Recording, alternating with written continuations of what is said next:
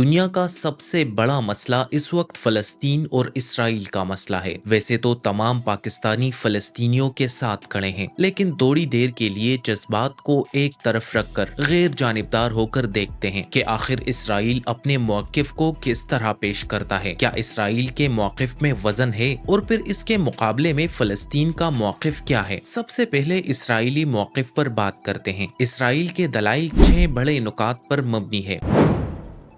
یہودی کہتے ہیں کہ یہ سرزمین ان کی قدیم مذہبی اور تاریخی دھرتی ہے۔ بیت المقدس اور دوسرے مقامات ان کے ایمان اور تاریخ کا حصہ ہیں۔ ان کے نزدیک صدیوں بعد یہاں واپس آنا ان کا حق ہے۔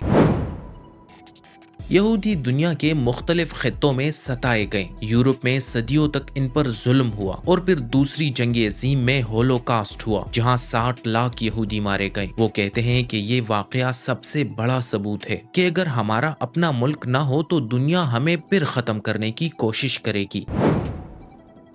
1947 میں اقوام متحدہ نے تجویز دی کہ ایک ریاست یہودیوں کی ہو اور ایک عربوں کی۔ یہودیوں نے یہ منصوبہ قبول کر لیا، مگر عربوں نے اسے مسترد کر دیا، اور 1948 میں عرب اسرائیل جنگ چڑھ گئی۔ اسرائیل کہتا ہے کہ ہم نے اس وقت امن قبول کیا، لیکن عربوں نے جنگ کی۔ یہودی کہتے ہیں کہ اسرائیل چھوٹا سا ملک ہے اور ارد گرد بڑے عرب ممالک ہیں جن سے کئی جنگیں ہو چکی ہیں۔ ان کا کہنا ہے کہ اگر ہم سخت فوجی دفاع نہ کریں تو ہمیں صفحہ ہستی سے مٹا دیا جائے گا۔ اسرائیل اپنے آپ کو مشرق وسطی کی واحد جمہوری ریاست کہتا ہے، جہاں عرب شہریوں کو بھی ووٹ دینے اور پارلیمان میں جانے کا حق ہے۔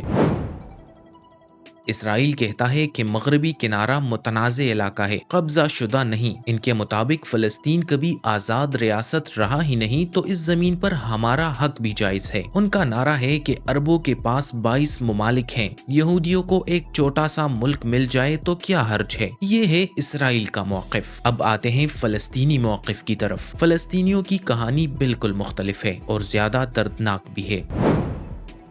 فلسطینیوں کا کہنا ہے کہ وہ صدیوں سے یہاں رہتے آ رہے تھے، لیکن 1948 میں ناجائز طور پر اسرائیل بنایا گیا۔ تب لاکھوں فلسطینی اپنے گھروں سے نکالے گئے۔ اس بڑے سانحے کو نکبہ یعنی عظیم تباہی کہا جاتا ہے۔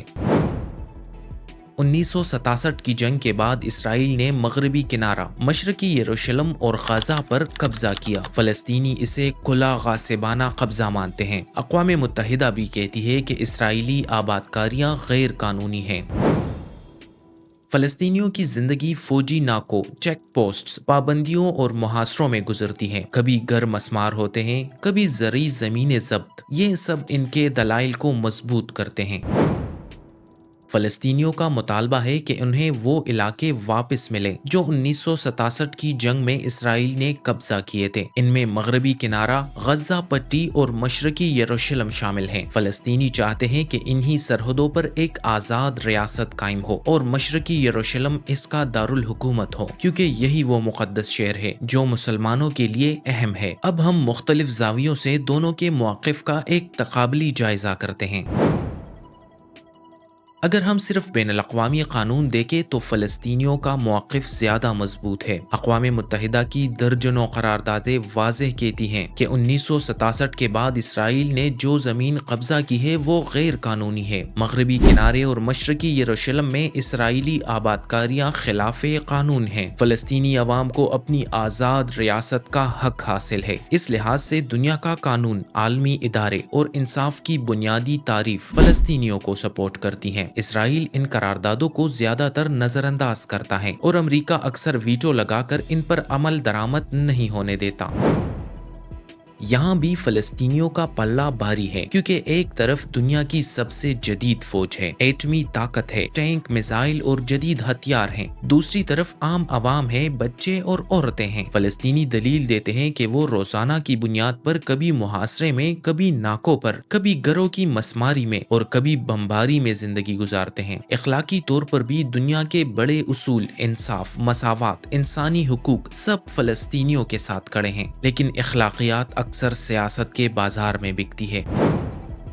اب یہاں کہانی الٹی ہے۔ سیاسی اور فوجی طاقت کے میدان میں اسرائیل بہت آگے ہے۔ اسرائیل کے پاس جدید ترین فوجی ٹیکنالوجی ہے، ایٹمی ہتھیار ہے جن کا تذکرہ کھل کر تو نہیں ہوتا، مگر سب جانتے ہیں کہ اسرائیل ایٹمی طاقت ہے۔ امریکہ، برطانیہ اور مغربی دنیا اس کے سب سے بڑے حمایتی ہیں۔ ہر بار جب فلسطینی اقوام متحدہ میں انصاف مانگتے ہیں تو امریکہ ویٹو کے ذریعے اسرائیل کو بچا لیتا ہے۔ یہی وہ حقیقت ہے جو عالمی سیاست میں انصاف کو بے اثر کر دیتی ہے۔ لیکن سوال یہ ہے کہ پھر فلسطینی کیوں ہارتے ہیں؟ اگر انصاف اور قانون فلسطینیوں کے ساتھ ہے تو وہ ہر بار کیوں کمزور پڑ جاتے ہیں؟ اس کا جواب کئی پہلوؤں میں ہے۔ اسرائیل فوجی اور معاشی طور پر بہت آگے ہیں۔ فلسطینیوں کے پاس کوئی باقاعدہ فوج نہیں، صرف چھوٹی مزاحمتی تنظیمیں ہیں۔ ایک طرف جدید ترین طیارے اور میزائل ہیں تو دوسری طرف پتھر اور پرانے ہتھیار۔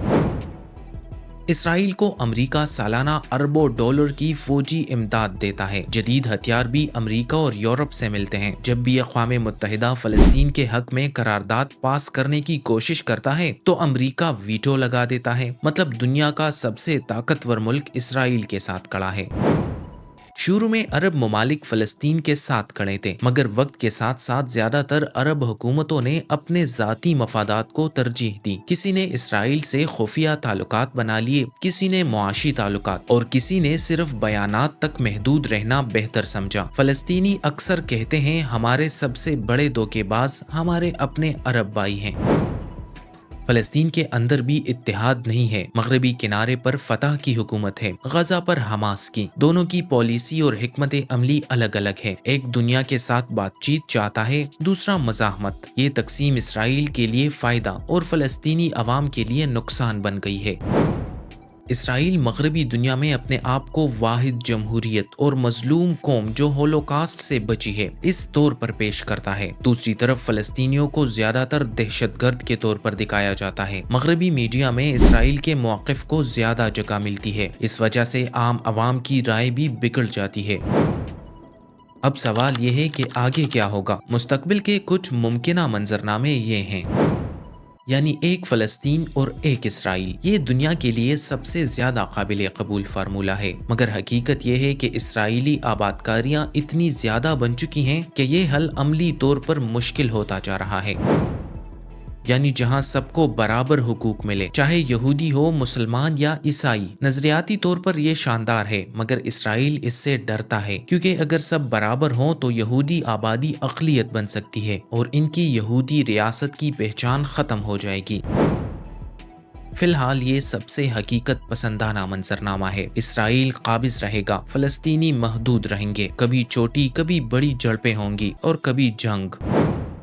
امریکی صدر ڈونلڈ ٹرمپ نے غزہ کی جنگ ختم کرنے کے لیے پیش کیے گئے امن منصوبے پر حماس کو 3 سے 4 دن کے اندر جواب دینے کی ڈیڈ لائن دی ہے۔ یہ منصوبہ اسرائیل کی حمایت سے پیش کیا گیا ہے اور اس میں جنگ بندی، حماس کی جانب سے 72 گھنٹوں میں یرغمالیوں کی رہائی، تنظیم کا مکمل غیر مسلح ہونا اور اسرائیلی افواج کا بتدریج غزہ سے انخلا شامل ہے۔ منصوبے کے مطابق جنگ کے بعد ایک عبوری اتھارٹی تشکیل دی جائے گی جس کی قیادت براہ راست ڈونلڈ ٹرمپ خود کریں گے۔ عالمی طاقتوں سمیت عرب اور مسلم ممالک نے اس تجویز کا خیر مقدم کیا ہے، تاہم حماس نے تاحال باضابطہ جواب نہیں دیا۔ ٹرمپ نے واضح کیا ہے کہ اگر دستخط نہ ہوئے تو اس کا نتیجہ بھگتنا پڑے گا۔ امریکی صدر نے ورجینیا میں فوجی افسران سے خطاب میں کہا ہے کہ ہمیں صرف ایک دستخط چاہیے اور اگر وہ نہ ہوا تو انہیں جہنم کا سامنا کرنا پڑے گا۔ فلسطینی ذرائع کے مطابق حماس نے اندرون و بیرون ملک اپنے سیاسی اور عسکری قیادت کے ساتھ مشاورت شروع کر دی ہے، جو پیچیدگیوں کے باعث کئی دن لے سکتی ہے۔ قطر نے بھی اعلان کیا ہے کہ وہ حماس اور ترکی کے ساتھ ملاقات کرے گا تاکہ اس منصوبے پر بات آگے بڑھائی جا سکے۔ منصوبے کے تحت حماس کو مستقبل کی حکومت سے مکمل طور پر الگ کر دیا جائے گا، تاہم جو ارکان پرامن سیاسی کردار اپنائیں گے انہیں عام معافی دی جائے گی۔ اس ڈیل میں اسرائیلی فوج کے مرحلہ وار انخلا کی شک بھی شامل ہے، جو اکتوبر 2023 سے جاری جنگ کے خاتمے کا حصہ ہوگی۔